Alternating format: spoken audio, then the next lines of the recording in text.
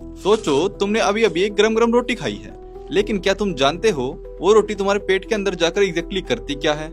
आओ step by step देखते हैं रोटी का डाइजेशन कैसे होता है। देखो, जैसे ही तुम रोटी को मुंह में डालते हो तो डाइजेशन शुरू हो जाता है। दांत उसे छोटे छोटे टुकड़ों में तोड़ते हैं, इसे मैकेनिकल डाइजेशन कहते हैं। अब लार यानी कि सलाइवा, इसका काम शुरू होता है।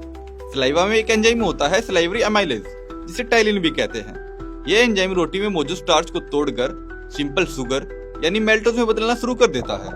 मतलब रोटी का स्टार्च यहीं से ग्लूकोज की दिशा में सफर शुरू करता है। अब ये चबाई हुई रोटी का बोलस निकल लिया जाता है। ये इसोफेगस यानी कि फूड पाइप से नीचे पेट तक जाता है। यहाँ बस मूवमेंट होती है, डाइजेशन नहीं। इस मूवमेंट को कहते हैं पेरिस्टाल्सिस मूवमेंट, जो खाना नीचे पुश करती है।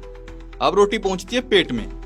यहाँ पर मिलता है गैस्ट्रिक जूस, जिसमें होता है HCl यानी कि हाइड्रोक्लोरिक एसिड, और साथ में होता है पेप्सिन एंजाइम। यहाँ एसिड होता है, इसलिए सलाइवरी अमाइलेज काम करना बंद कर देती है। अब पेट का पेप्सिन रोटी में मौजूद प्रोटीन यानी ग्लूटेन को छोटे छोटे पेप्टाइड चेन्स में तोड़ता है और पेट इसे एक सेमी लिक्विड में बदल देता है। इसे कहते हैं काइम, यानी कि जो ये आपको पेस्ट जैसा दिखाई दे रहा है, यही होता है काइम।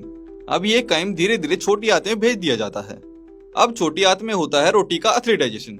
यहाँ पैनक्रियास से आता है पैनक्रियाटिक जूस, जिसमें एंजाइम होता है पैनक्रियाटिक अमाइलेज। ये बचा हुआ स्टार्च को पूरी तरह तोड़ देता है। छोटी आंत की दीवार पर लगे एंजाइम्स माल्टेज, सुक्रेज और लैक्टेज इन कॉम्प्लेक्स शुगर्स को सिंपल ग्लूकोज में बदल देते हैं। रोटी का प्रोटीन भी यहाँ पेप्टिडेज एंजाइम से टूटकर अमीनो एसिड बन जाता है। और अगर घी या तेल साथ में था तो बाइल और लाइपेज उसे फैटी एसिड में तोड़ देते हैं। अब ग्लूकोज, अमीनो एसिड और फैटी एसिड छोटी आंत की दीवारों से एब्जॉर्ब होकर ब्लड में चले जाते हैं। यहाँ की विलाई और माइक्रोविलाई न्यूट्रिएंट्स को खून में पहुंचाती है और फिर खून इन्हें सीधे लीवर तक ले जाता है, जहां से पूरा शरीर एनर्जी बनाता है। अब रोटी का वो हिस्सा जो डाइजेस्ट नहीं हुआ था, जैसे कि वेस्ट, ये पहुंचता है लार्ज इंटेस्टाइन में। यहाँ पानी और कुछ मिनरल्स एब्जॉर्ब हो जाते हैं और फिर बाकी का बचा हुआ हिस्सा मल के रूप में बाहर निकलता है।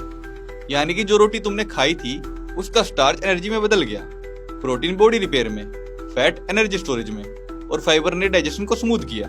तो अगली बार जब तुम रोटी खाओगे तो याद रखना, तुम्हारा शरीर उसे एनर्जी में बदलने के लिए घंटों मेहनत करता है। रोटी सिर्फ खाना नहीं है, ये तुम्हारी बॉडी की फ्यूल सिस्टम का हिस्सा है। तो अब आपको पता चल गया है कि रोटी का डाइजेशन कैसे होता है। तो अगर आपको ये वीडियो अच्छी लगी है तो वीडियो को लाइक कर दीजिए और कमेंट करके बताइए कि आपको नेक्स्ट वीडियो किस टॉपिक पर चाहिए। साथ में ऐसी और वीडियोस को आप हमारे चैनल पर देख सकते हैं।